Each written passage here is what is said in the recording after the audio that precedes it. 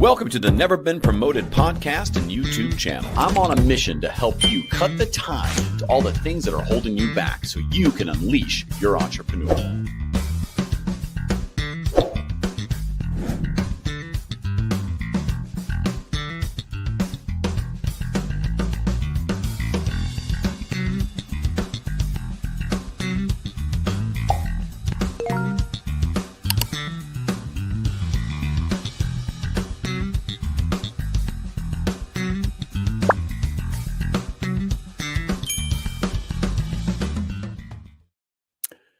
Good afternoon. Welcome to Never Been Promoted. Today I'm reading from Porn for Women. Let me go ahead and take a thing of this.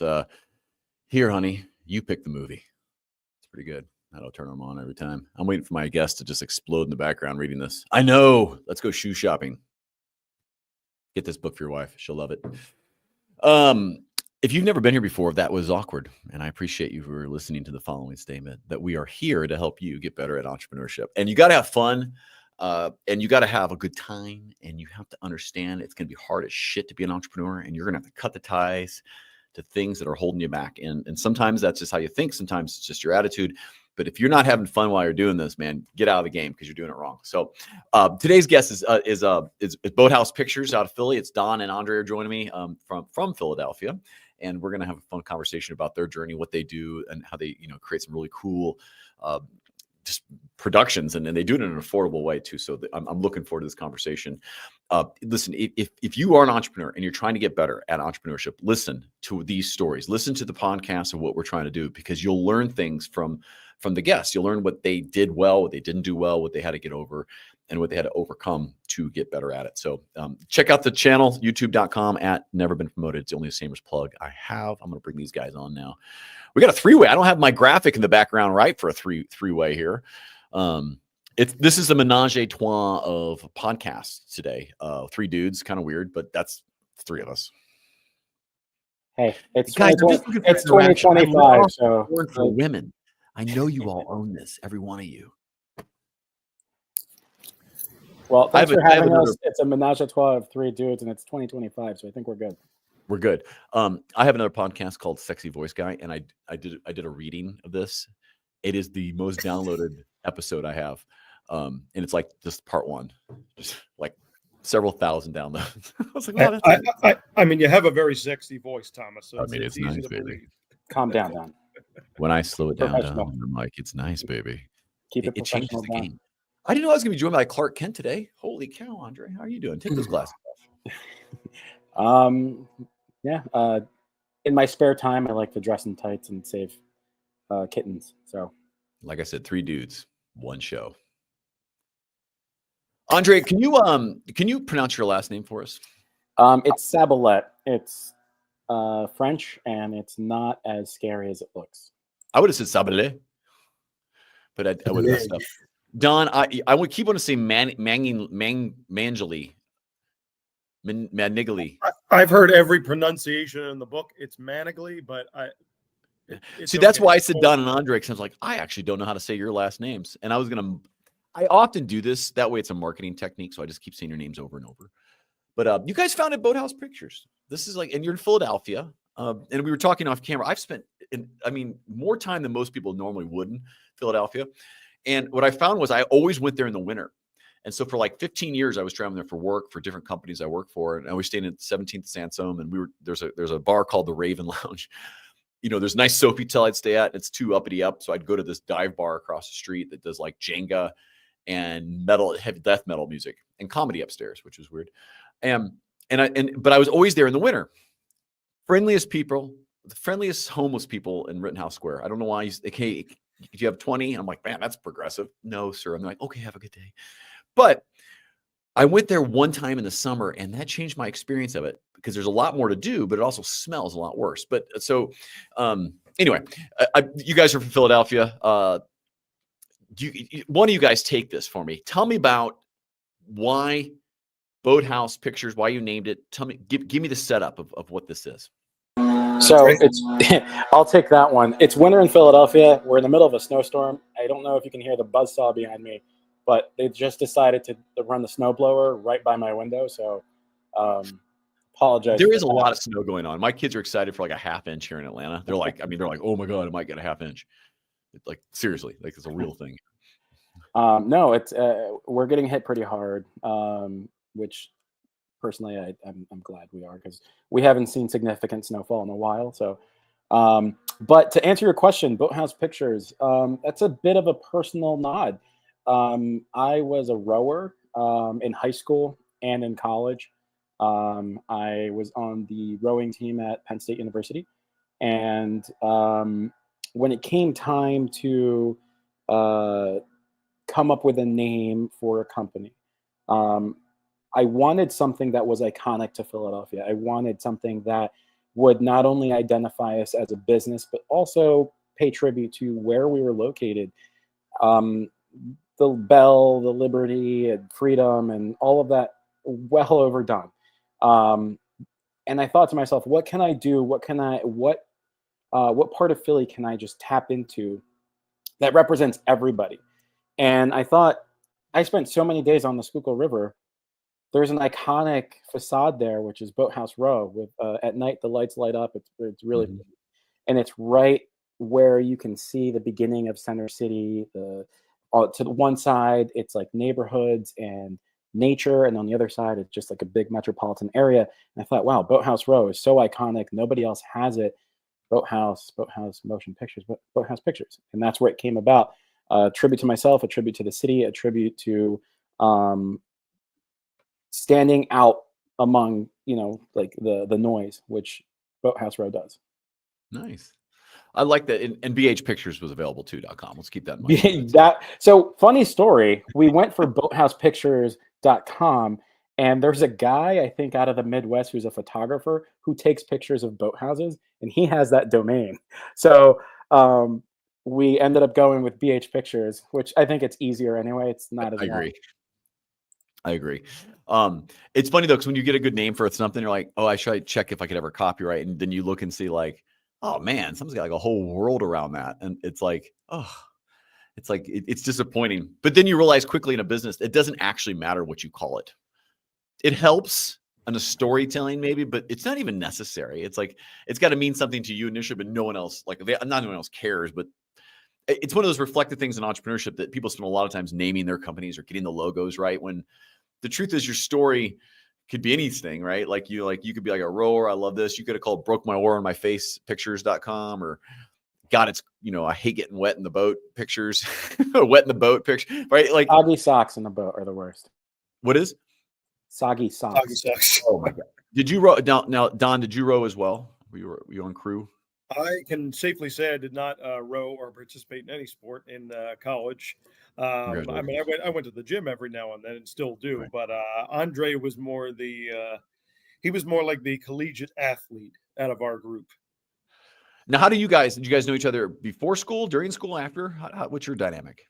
Well, we met during college. We happened to hang around a similar circle of friends, some people that Andre went to high school with, including our VP art director, who's not on this call, but Mario Miali. Marcus, what's his name? Marcus? Marcus, yeah.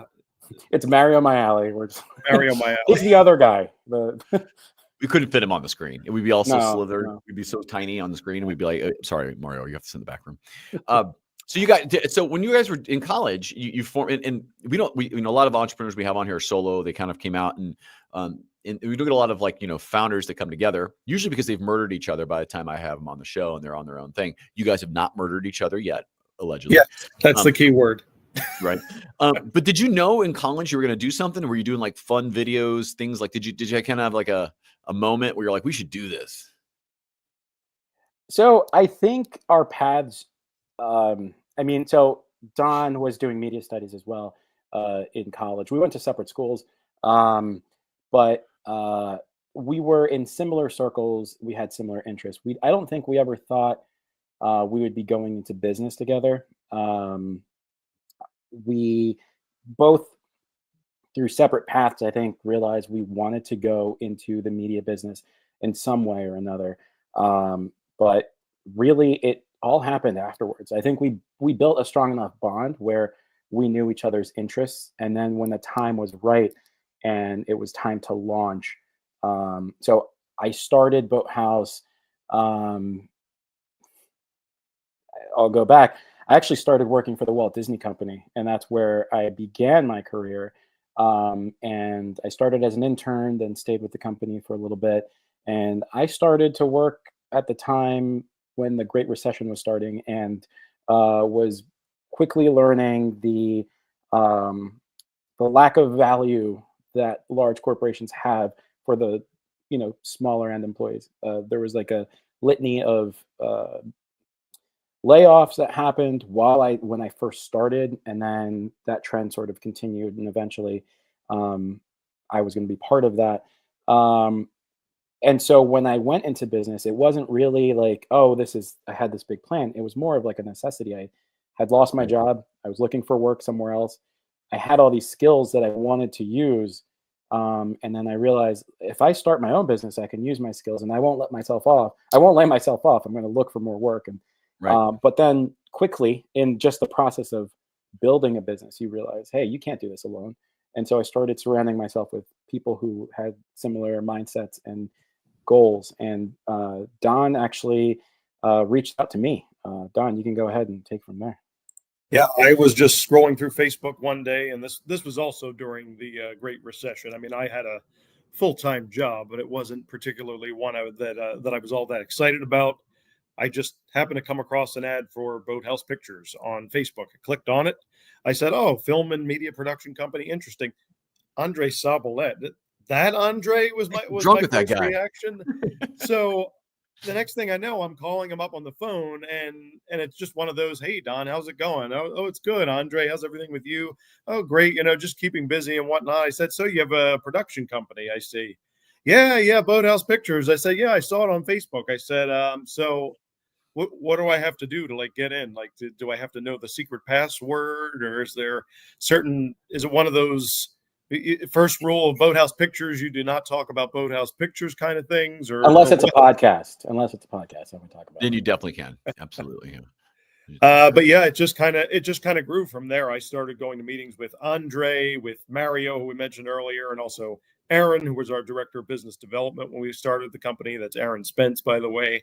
And then we just had regular meetings at Starbucks and started to throw ideas around about where we're going to take the business. I always make a joke that at some point I'd like to start a small coffee shop and like make it as part of our lobby, because that's where we started. We started as 4 guys in a coffee shop. And so it would just be like a little nod to you should where it all bring the began. interns in and make them change the set so you can continually film there as like it's a new set every time. Like, all right, guys, new production set, and they just keep changing it. Like, that's why people come back like, oh, I wonder what the set is this week. Oh, Star Wars theme. That's a good idea. I'm gonna write that down. Then you make the interns do shit for you, and you get the benefit of new production lighting, and you can keep filming. And that's why people come back. I wonder what that is. Yeah, that's cool. Guys, you know what entrepreneurs do well is solicit advice they was not asked for. That's what we do the best. Have you ever noticed that? Solicit advice and go down rabbit holes that you didn't know existed. Right. You just hear an idea and you just kind of run with it. Right. The next thing you know, you're like, you're hiring for it. You're like, wait. We shouldn't do this. We should put down this bottle of tequila before we really go any further. I mean, that's sort of you're not wrong there, because when this all started, I never considered myself an entrepreneur. I never said like, oh, I want to set out to do this big thing. It was a thing of necessity. But I think a part of being an entrepreneur is this refusal to conform. And it's not out of being rebellious. It's not out of being stubborn. It's something about the way your brain works, where you have all these ideas, and sitting in a cubicle or sitting in like one little box isn't enough. You need the challenge. And my challenge was I needed a job. That's how it started. And then once I figured out, okay, now I'm holding myself over what's next. This isn't a temporary thing. What do I do? Where do I go from here? And slowly I realized, like, I have all these ideas. I have all these creative bubbles that are popping up everywhere, and this is my opportunity to actually get them done. You also have to be a little bit crazy. I think you have to be a little bit willing to swim against the stream. Don, did you come in going, oh shit, what did I do? Did you? I think every entrepreneur says that in the beginning. That they say to themselves, what did I get myself into? What am I going to do? How am I going to feed my family if you have a family in that case? There's a lot of questions in the beginning, and a lot of just running around not knowing what you're going to do next. But then suddenly you make a few connections, and okay, now I've actually got a few ideas I can run with. Right. I mean, and the reason I say, because you guys were probably, in your 20s or so, probably when you started this, right? And in your life, I know we are in your lives like at the time, but that's the time to kind of, I can live on the floor and eat ramen for a month. Like, that's fine. I can live in this office. I'm not going to tell anybody. Right. And that is the time to kind of get crazy. Tell me about your first client that you landed when you guys, maybe your first client, or the one that, like, oh shit, I can't believe we just won that. Like, what was the pivotal one that kind of made you go, oh, I cannot believe we won that? So I think there's two. I think there's one for each. Our very first client that we ever worked with was a veterinary clinic, a very large one. It's a veterinary hospital, Red Bank Veterinary Hospital. They're based out of Red Bank, New Jersey, Tinton Falls. Very big, and they were having a veterinary symposium discussing like the latest studies in like canine dermatology.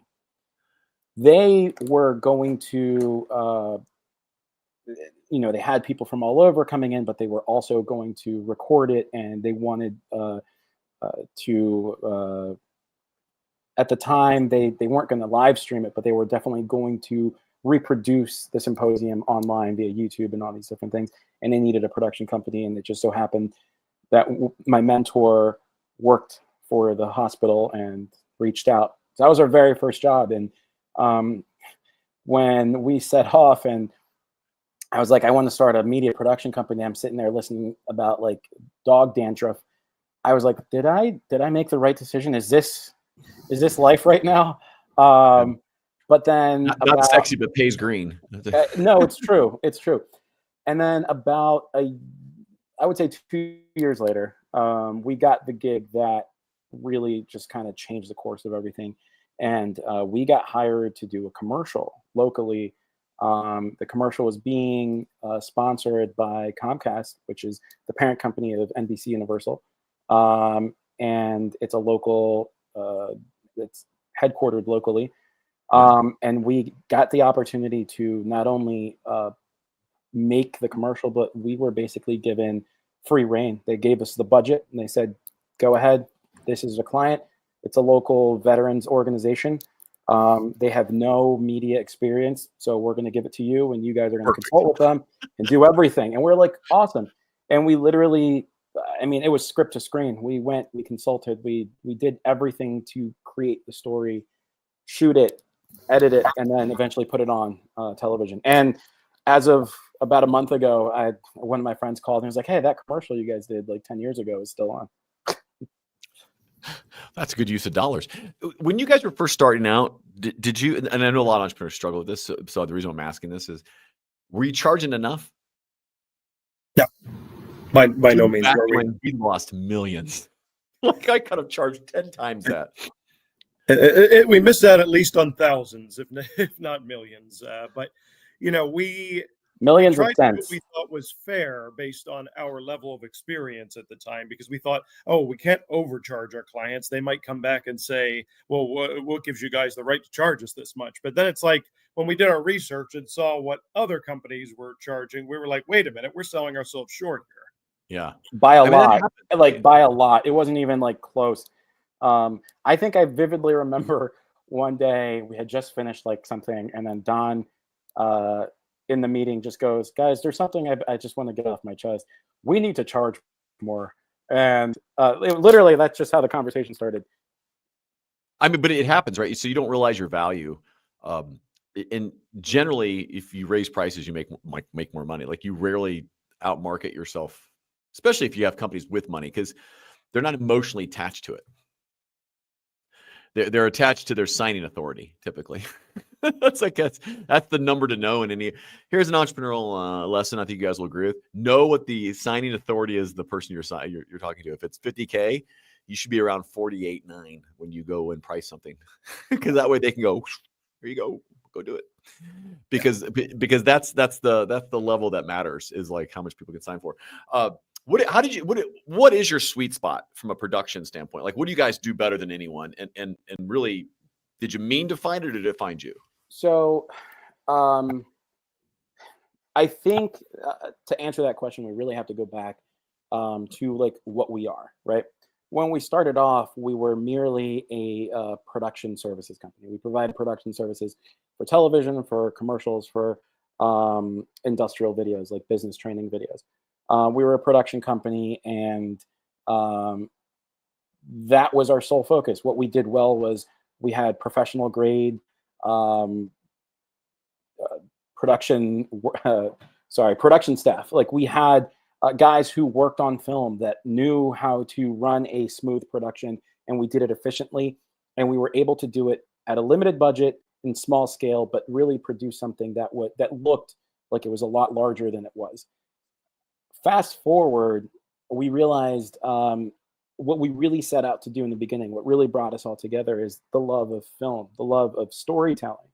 And so that's when we started reshaping everything. And we said, listen, do we just want to be a production company for hire, or do we want to be what we eventually are now, which is a studio?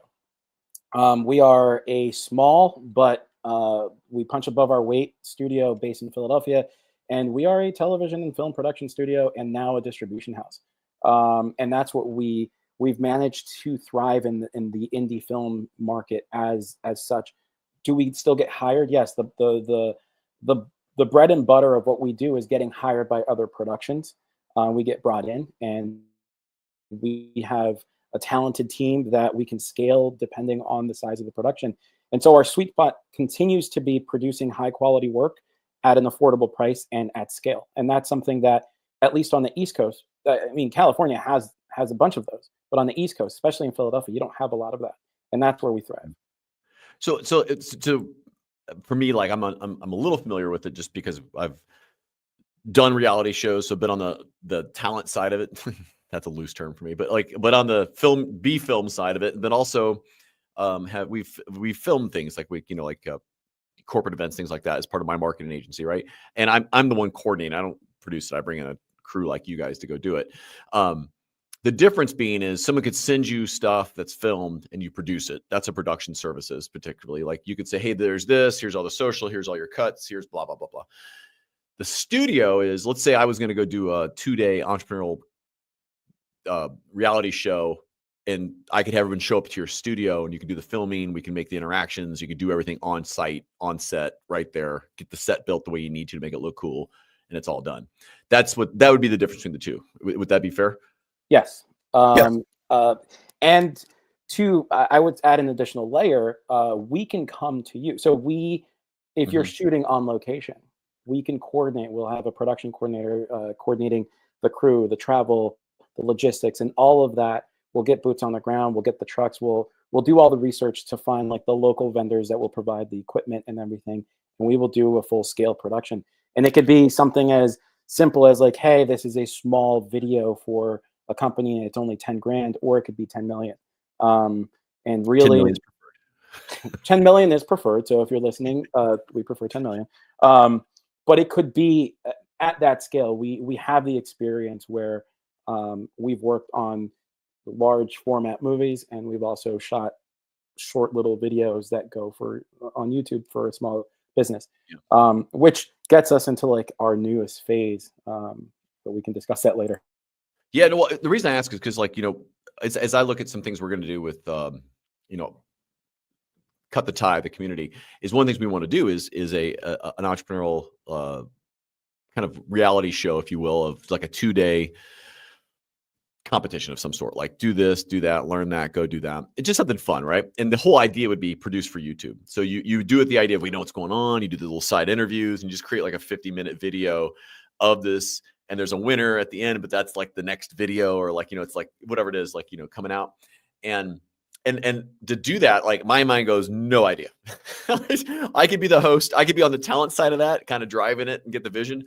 But I think if anybody has an idea, I'm trying to delineate, they'd hire a company like you to be like, hey, we're going to have to charge this, which means you need to charge your contestants that to get it done. And so you can back, because that's where I'm kind of like, I don't know where the location is. Is it easier for me just to do it in Philadelphia? Is it, so is it easier for me to fly somewhere or fly you guys in, or have, the point is, that's where a full production services company comes in. They can help you with, okay, to do that, we'll need these shots, these interviews, this storyline, these angles, these mics, these lightings, this much time. I think it takes 2 days. Part of what we bring to the table is the knowledge of what, like you said, what it takes, and being able to do the research for you. Like you said, you have this idea. How do I execute it? And half the time we just go through a checklist and say, all right, well, what are your thoughts on this? And most of the time people are like, oh, I didn't even think about that. Well, because I think this way, it's like, okay, I think if I had the right crew that said, hey, we're going to do this and we're going to create this production, and to do the ad for it, to get the right people interested, you're going to have to like almost create a bullshit version of that, like that we're doing it like we've done it before. And it might just be like 3 people and you're just kind of shooting it like this. You come join the awesomeness with the flashy, whatever. Like there's a pre-sequence that needs to happen to get people interested in paying money to go do it. And then you have to actually film the shit and produce it. Yeah. And I think another key part, not to cut you off, is like, no, it's fun. Having a lot of our connections that we've developed, like within the industry over the last 11 years, allows us to be able to say, like, okay, the people who created the show or decided that it's cheaper to film in California. Well, great. We can reach out to some of our contacts in California and talk about, hey, can we get a local crew together out there? And we could still do all of the logistics and figure all that out. So that way the creative minds behind the show can just focus on the final execution and not worry so much about, well, we've got to assemble crew, we've got to get locations. Nope, we'll take care of all of that for you. Do you guys add in like, hey, you should really have like a local influencer? Like, so we're in Atlanta, like, hey, you're having this come in.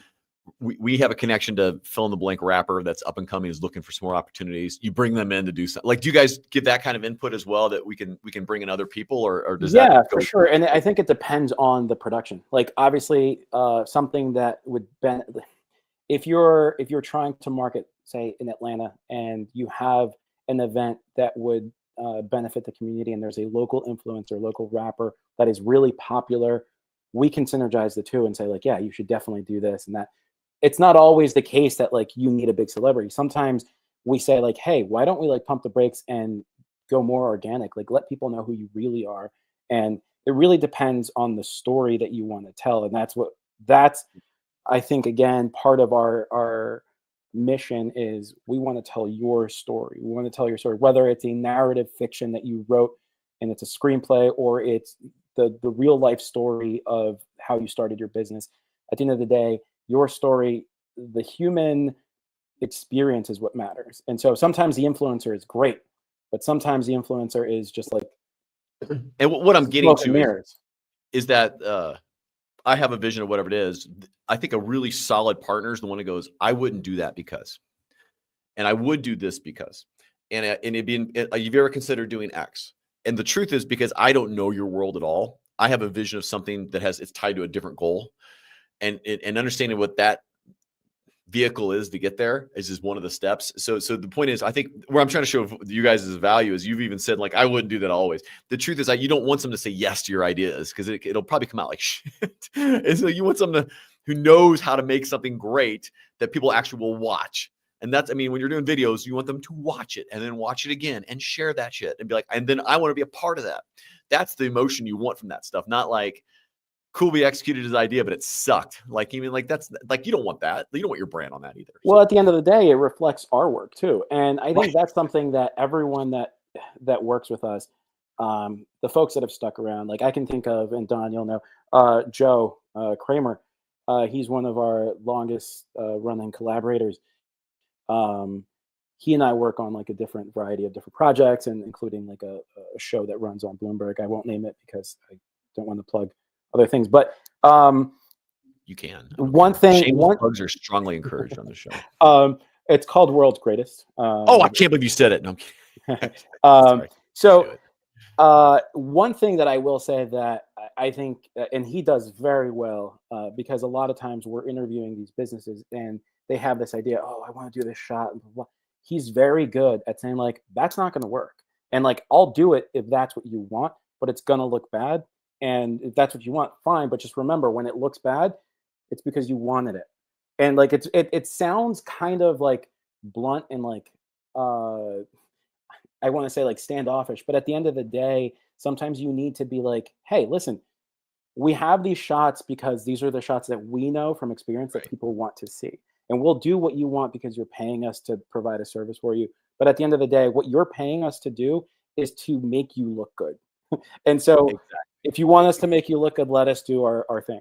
So this is an entrepreneurial trap. And like I told you, I think sometimes I pull these things out where, as somebody who owns a marketing agency that focuses primarily, let's say, on LinkedIn or some content and social media, we run into this a lot where we have people who say, hey, I really want to, you to do this or this. And we're like, I don't recommend it because you're going to come across as spammy. You're going to come across as this, or it'll come across too salesy. And they say, do it. And then like, it didn't work. And they get pissed at you. And you're like, it's just because it doesn't work. and they're like, but I don't want to do that. Like, well, to make that work, you got to do.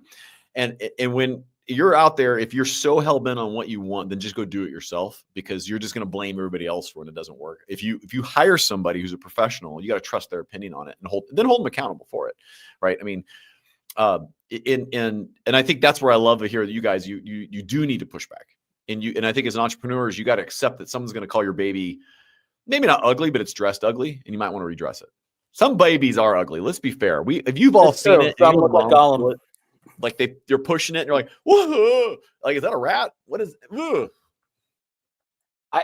And Don, you can attest to this, because I think one of the first jobs that we got pushback, and I think the lady said like, I don't like the way this looks, and Don was in the meeting. Don was fuming. And Don, go ahead. I was literally just going to say that one of the very first jobs we did after the Red Bank Veterinary Hospital was filming a high school production of Grease. And it was actually my old high school, and they were doing us a big favor by hiring us to do the job. So I was really excited about it. And we attended the rehearsals, figured out the camera setup and everything beforehand. We said, all right, this is going to be great. 2 cameras on each side, 1 dead center, plenty of options to cut back and forth. Well, when we get to the day of the first performance, we're suddenly told that one of the cameras can't go to the far, it was either the left or the right side, because that's where some of the ensemble are going to enter. And we're looking at them like, well, that's going to impact the quality of how it's going to look when it's edited together. But they were like, well, yeah, but you can't put the camera there. So we said, all right, well, guess we're going to have to compromise and put the third camera here slightly off center. And then, as Andre said, when we met with the director of the show in the days following the performance, when it was all cut together, she was basically like, well, we think your cameramen are actually a bunch of doofuses. And we're looking at her as like, a direct you think quote. Our cameramen are a bunch of doofuses. Who was the one who approved one this step camera further, Don, if you remember, we went to the dress rehearsals. We did all this stuff. And at the dress rehearsal, we asked, hey, is this what the lighting is going to look like on the day? And then they were like, yeah. And then we're like, okay, cool. So nothing's going to change. This is the lighting setup. And they were like, yeah, everything that you see here, this is exactly how it's going to go. We're like, okay. And then we set up the cameras. We did all the things. It was going to look like a movie based off of like our dress rehearsal. Like we had the right angles to get zooms on like specific lines and everything. Like we were going to work with Spotlight. It was perfect. Yeah. On the day, not only did they move our cameras, they told us we couldn't be on a certain thing. So now we had to find the setup on the fly. But then when the show went to start, the lighting was completely different. It was just like night and day. They like turned off lights that we were expecting to have on. And so one of the cameras went black just because cameras need light. And if you pre-lit it for whatever it needs exposure wise. But this is a good point, right? It's like you have to, so in this scenario, right? This is I think a good metaphor for a lot of people is, are you making this production for the audience or for the video? And you have to decide sometimes, you're going to lose 100 people or are you going to gain to 10,000? Because yes, the 100 people may like that lighting better, but the 10 or 20,000 that were supposed to see it are going to hate it. and they're not going to see it now. And so sometimes you have to make these hard decisions of what are you really choosing to do here? Or it would have been smarter, just do the rehearsal and we'll film the rehearsal and then just do the live thing. We won't film it live because we can put in the noise and the clapping and all the other stuff later, because you don't see the audience when you do these things. It's like you're just, anyway. And it would have been better. It would have been better to let us hey, let us shoot a show with no one in the audience. Right. And that way, like, we can actually cut and say, like, hey, can you do that line over again? And we can like control the environment of the show. But at the time, we were young. We were new at this. We were trying to just like please everybody. And it was not long after that we started realizing, look, if we're gonna do something and if it's gonna reflect our work, we need to give pushback, and we need to be like, no, this is how we're gonna do it, or we won't do it. Like, the idea of firing a client was something we learned early on. Just because they're your client doesn't mean you have to do work for them. You can give them their money back and just part ways. Right. Yeah. I've definitely fired a client. He was racist though. Yeah, we don't. I blame Don for that, by the way. Just so you know, he got mad in the meeting. It was his fault. He should have gotten mad earlier. Don. Yeah. You guys said you're making some direction changes. Are you moving into more of bigger production, Mr. Beast types of things, or what's the direction change for you? Well, what's interesting there, I'd say at this point, it's now been about 2 years ago. We had a team meeting and we kind of said to ourselves, all right, what are we doing wrong here? Are we just not focusing on the right target audience? Are we, are we producing the wrong type of videos? Do we need to revamp our website or social media? The answer was kind of like all of the above. We need to just hone in and focus a little more here so that people understand who we are and what our goals are as a company. And I remember we sat in the meeting and our director of business developments kept saying to Andre, what is Boathouse? And Andre would explain, sort of give one of our messages that we all sort of memorize in our head. Well, Boathouse is a full service media production company that does X, Y, and Z. And he would ask again, what is Boathouse? And then it would turn into, well, what is Boathouse's primary purpose? And again, oh, well, we want to bring work to the Philadelphia area. We want to help the community. And he would say, wrong. The number one purpose of Boathouse is to make money.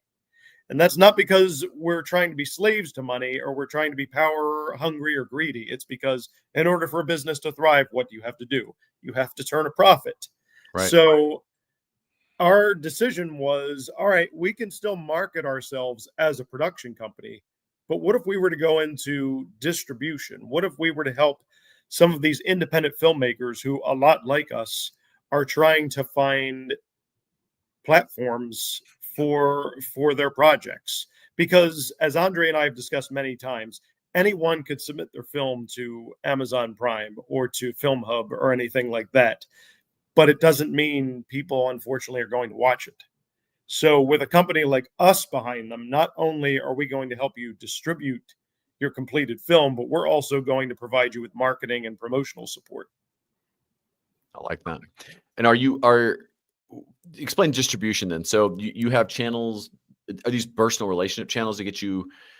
Explain how that works, because I don't think if you're not from this world, like this is like, like I just turn on Amazon. I don't know how stuff gets there or who watches it or why. So explain that a little bit. So in film, you have different phases, and distribution is how you get your film. You just finished your product. You have a finished movie. How do audiences see it? The audiences see it because a distribution company takes the movie, licenses it, and then sells it to either a theater, a network, a streaming channel, or all of the above. Generally, It's all of the above. You want it to go on as many platforms as possible because you want as many eyes as possible to see it. So the distribution company is the one that makes it. Consider it like a publisher for the visual. You take a percentage of what the sale is, and the original person gets a chunk of it as well. And correct. It's not a middleman, but it's a middleman with connections that can get it done. And generally speaking, in order to distribute something on anything that's credible, you need an agent to represent the project. A lot of first-time filmmakers, small indie filmmakers, they don't have that. But because of what we've done, because of our network and our years of experience, at this point, we've been doing this for over 10 years. We do have an agent. We do have people that we work with, and we can get people to see it that would otherwise just, if you send something, like I have a finished movie and I send it to like A24, unless an agent reached out, unless a lawyer reached out, they're going to be like, who is sending this? And it's just going to go straight into the garbage. Like, it could be the best Oscar nomination, like Oscar worthy film that you could ever make, but it's unsolicited. They're not even going to watch it. So you have to be able to do it the right way. And that's where we are now. So we are working on projects that we've developed in-house, that are projects that either came to us in like a script form, and now we're working with the writer to develop their script, or projects that we've had in our coffers for a while that we're now starting to develop, that have gained legs. But then we also have projects, like Don said, other indie filmmakers have made really good films that need eyes, and we're helping them get them out there. So what I wonder sometimes too is if you make a good film, and the idea is eyes, right? So you can get money. Because at the end of the day, like you said, it's money. So if you make a good film, there's good talent, good storytelling, good direction. And why not just put it on YouTube and use advertising on YouTube and just say, hey, we got 10 million views on it. Then someone sees it and goes, yeah, they seem to know what they're doing. You'll monetize that for sure. May not what you would have on the other pieces, but at least you own all the content. So tell me about where that works and doesn't work, maybe for independent filmmakers. Because to me, I'm like, put the show on YouTube for free and advertise through it. I think that's a good, and I think that's a good outlet, and I think that's a very great point to start from. And I think we encourage it sometimes. Like, we definitely get submissions, and we go, hey, listen, I think your story is good. I think it's something that you can put on YouTube, and you'll definitely get traction. It might go viral, and you'll get ad money from that. If you put a 2-hour video out there that's actually a movie, I'll watch it. Shit, I mean, yeah, it's good. no, it's there's definitely an outlet for that. I think where it separates is, how much do you want to grow, as far as like, because YouTube will only push it to a certain amount, and you really have to get it organically. Like, it has to start doing well organically for YouTube to start pushing it.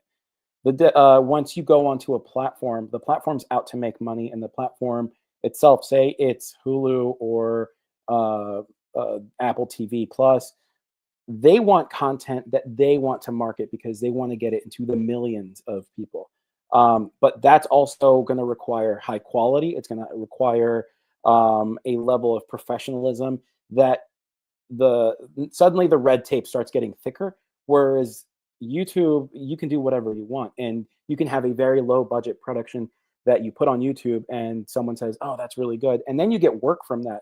Someone might say like, oh, this director did this. I saw him on a YouTube video. It's really good. I think they would be very good to direct this project. So I think the two can work together. You can build from YouTube. I mean, just look at right now, Cobra Kai started as a YouTube show. The production quality was very high, but it was for YouTube TV. It was one that, like, when YouTube TV launched, that was one of the shows that they brought. Well, that's what I was thinking. There. Like, instead of doing your full feature, maybe you do the 20-minute pilot with the cliffhanger that goes into whatever you think it could be. Like, hey, this is our promo video, and we did 1 million natural, and then we advertised and got another 4 million on top. People would take notice. And like, all right, well, I think we'll produce it. Like, that at least gives you legs to go to an agent so they can shop it, right? Like, and that's actually part of our strategy. I mean, it has to be, right? Because there's so much good content that's out there. But let me leave you with that, because I just conscious of time, because I could do this conversation forever. This is so interesting. Is what separates? Is it just the network? Does it come back to who knows who? Because or is there a real difference in content sometimes in storytelling?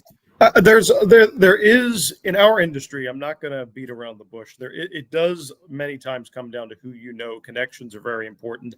I always tell people who are starting out in the industry, you have to network as much as you possibly can. You may not be able to use this connection right this minute, but a year from now, you might suddenly shoot this person a LinkedIn message, and they're interested in talking to you. Maybe you've been putting together a pitch deck for a film you've been working on, and they say, just out of curiosity, hey, why don't you send me your pitch deck? I'll take a look at it.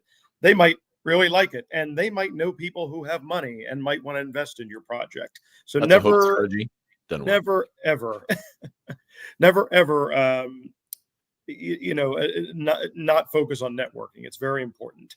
And I mean, and I'm sorry, second part of the question was, how much money do you want to give me today? No, the question, the other question. It's all about money, people. No, it was what makes good from great, and my assumption is you have to have a fundamental, like, you can play the game, and everyone knows, like, you can only go so far with limited resources, right? But if you're good, the network matters next most. So you got to hit some. You can't suck. Well, you could suck with a great network and probably still get an opportunity once. But if you're okay and good to great and have a network, or have the network of people that are working for you, you're probably going to be all right. You're going to have to put your time in for sure. Yeah. The reality is you're not making the content for you. And I hate to say that, but like, yes, you want to tell a story that you're passionate about, but you're making the content for the widest audience possible. That's what you've always got to keep in mind. Yeah. You have to understand the market. You have to understand your audience. What is my demographic? Are we talking about 18 to 35-year-old males, or are we talking about 40 plus females? I mean, if it's a romantic comedy, it's probably going to lean more towards a female audience. If it's an action movie, it's going to be more. It's probably going to appeal to male audiences more often. And I would say, like, to piggyback on that, not only do you want to make sure you know the audience that you're trying to build for, but also know the quality of what they expect. Everyone knows what a cinematic movie looks like, even if you can't describe it. And so when you go to the movies, when you go to watch a movie, that's what you expect. And you can get that quality without having to break the bank. If you're an independent filmmaker, you might not have the resources to do a $10 million budget movie, but you can get equipment that it's not the top tier equipment, but it's good enough to get you that cinematic quality, get you the right technicians that are skilled enough to get you that look that you need. And suddenly you made a movie for $15,000 that someone watches and they go, wait, how much did this cost? And that to me sounds like a good YouTube video. Movie. Yeah. And like, it's one of those things where, like, people are like impressed by the work you did. And then that drives people to watch the story that you did that is catered to that audience.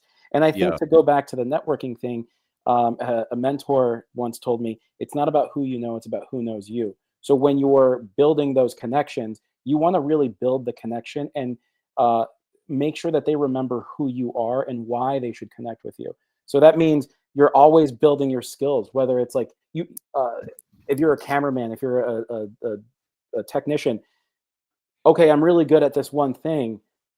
Don't be complacent in just being good at that one thing. Be an expert at that one thing, and then learn another skill. And then if you can't learn that other skill, say, hey, look, I know this guy who's really good at that thing, and we work together. So if you're going to hire me, you have to hire him. And suddenly that will build the brand, and your brand will supersede you. Like your brand will lead you in, because they're like, oh, those guys, I don't know who is behind it, but I know the name and they do good quality work. Well, it's like, so like, you know, we're a YouTube channel, we're a podcast, and we advertised and we got 1 million subscribers, but our engagement's really not that great. But I'm like, we are just a podcast. Like, we could have, like, relative to most million subscribed channels, but I'm also like, listen, guys, YouTube 8% look for business. So we're not like this entertainment show. Our goal is on the podcast side. Our goal is to get heard. And there's a video component, because I believe, you know, you fast forward 10 years, we're early with YouTube. So, you know, even like, so when I look, you said know your market and your thing, we don't cater to everybody, because I'm carrying that entrepreneur that wants to learn. And that might be 10,000 people at any given time, but that 10,000 really gives a shit in that moment. If you're making a movie, you better be bigger than 10,000. Like, if you're going to spend a lot of money on a production, and it could be like, no, we are a car enthusiast that love Ford. That's fine. But make sure that you have the business dynamics of, I'm going to be running ads for Ford Mustang parts through this thing. And it's going to make that, because otherwise it's still too small. And I think that's what sometimes people listen to, like, their expectations. Like, I don't expect to get 1 million views on any video ever. But I would think, if you're doing a movie that's supposed to be like a rom-com or something else, you better expect something bigger and better appeal to it. So I think some people got to understand where they are and what they're actually doing. And I think a production company like yours can say, this isn't big enough. This isn't going to hit enough ideas. And do you guys run into that where you're like, this isn't big enough. It's not worth the money. Absolutely. I would say sometimes we run into, this isn't big enough. You need to think bigger. And sometimes it's, hey, I think you're thinking too big. And I think your niche, like you said, you're trying to cater to the entrepreneur. So the 10,000, it might seem small because it's only 10,000, but it's 10,000 engaged people who are going to interact, and that's what you want to do. Well, exactly. So let's go back to my example of like, I want to do this entrepreneurial kind of reality show, but I was on one called The Blocks. I got a good, like, that's where my idea comes, but it's like a week-long thing, and I'm there. I'm like, could I knock this thing out over a weekend, right? Like, and I think we could in a different format. But the idea is that might at best break even. What you want from that are the people to go join your community, and that's where the revenue comes from. Is that people now, like, they spend $1,000 here, but they spend 3,000 to go join this community now. And you're using it as a tip of spear to be like, that was lots of value. That was lots of fun. I want to be a part of that community. To do that, they go. And so understand your own business model of why you create content or video, and specifically, or how video is used to make people feel special. That's a big thing, right? Well, we've done videos where, like, we'll put up extra lighting, huge boxes, and we'll even get one of those big old cameras. Though it's not even running, we're using like the small little like Insta-links, like, right? They're the one, because they're better. And you're like, but they look cool and it draws attention, and there's extra lights that are going in no direction particular. Just you know what I'm talking about. You're creating the environment, and that's important. It's for the image of the set itself. Like, you actually you're side lighting just so the image looks better when you take a picture of the back. Yeah, I mean, it's there's so much that goes into telling your story, whether it's a small podcast or whether it's a large scale production. Those little details are so important because you, at the end of the day, you are creating a world that the audience is going to be connecting with. Yeah. So the last thing you want is someone to watch your video and just be bored, because especially now, we're in an era of instant gratification, like, which is why, going back to like starting on YouTube, I think starting on YouTube is great, but I would even go one step further and say, like, if you're a content creator, if you're creative, unfortunately, I don't know what the future is of the app, but like apps like TikTok and Instagram are very good mediums for getting an idea out. You can do something really well and format it to like a 2 to 3 minute video that sets up your pilot, that sets up your proof of concept. Well, it's I can't remember the name of it. This guy did I've seen this. It's escaped me. This is 49 years old in my third podcast today. But he did like 3-minute videos, but they were all cliffhangers for the next one. And I'm like, man, that's like a short mini series on TikTok. And I can't remember. It was just comedy based, but he's like, what's going to happen next? And then they go in the next one. And I'm like, that's a great way to do short little films. Smart marketing. Yeah. And he did it really well. I have no idea the thing is, I look at that, I'm like, I have no idea what you're selling though. And so I'm kind of like, But okay, listen, conscious of time, guys. Who should get a hold of you? Why should they get a hold of you? And where do they go do that? Who's going to take that one? Well, I'll start off. I mean, we, as Andre said, we have tons of projects in development right now, and obviously, these projects are not going to fund themselves. So we're obviously interested in speaking to investors. But we also, as I mentioned before, we work on the marketing and advertising side as well. Andre and myself have both worked in the agency world for a number of years. We know how to make something that's very eye-catching and that's going to connect with an audience. And we would love to work with more commercial clients in 2025 and help them take their services or their business, especially if they're a small to medium-sized business. We want to help take them to the next level. Yeah, if you're an agency and you need a production vendor, we are your guys. Like, we can definitely help your clients get to that next level that you want. And then I think moving forward, 2025 and beyond, we're using our skill sets to not only create new dynamic projects that we want people to engage with, but we also want to give back. And so giving back to those, whether it's an independent filmmaker or a small business or a community organization that needs quality work for storytelling and really like getting their ideas out there, that's who we want to help. If you're a small business, if you're an investor, or whether you're a nonprofit that just really needs to get your voice out there, we're here to help. Yeah. I would say if you're small businesses should, and they don't do this enough, they need to leverage cinematic storytelling to talk about their brand. And even if your brand is the most boring thing on the planet, like we make pencils and we've been doing it exactly the same way for 1,000 years before pencils were pencils. If you could do it in nice gold print, like kind of some panning, it looks better. I want to buy your pencils then. So my point is, use some cinematic storytelling to tell who you are as a company. It matters. I was going to go one step further. You make good quality pencils. That's great. Everybody knows your product. Why should they buy your pencils? How did you start making pencils? What, where do you resource your materials for your pencils? Those are all things that drive people to knowing like, oh man, now I really like those pencils. Now I connected with those pencils and I only buy those pencils because Every time I buy a pencil, I'm saving a child in Africa. I mean, there are businesses that do that, but unless you tell that story, no one's going to know. And so, Sarah McLachlan's playing. at the end of the day, you can get a pencil anywhere. I can go to CVS and get a pencil, but if I really am like conscious of like the quality work that went behind it, like it's a family-owned business. My grandfather started this in his garage, and now he's making pencils for all over the world. Like those are the stories that drive people. Bad Coke habit, and I'm running out of cash. I need you to buy my pencils. Even that. All right, guys. Thank you, by the way, so much for coming. I'm going to put you in the periwinkle room. I'll be right back with you. Thank you so much for coming on today, you guys. I love what you're building there. I love that you're still young and you're fired up, and you're there's nothing stopping you except snow today, which is good. Yeah. Well, thanks for having us. It was really a pleasure. Yeah, I'll be right back. Or don't drop off. I'm going to throw you in the. There's no snacks in there. Just hang on. All right. Right back. Hey, for everyone who made it this far, thank you so much. This has never been promoted.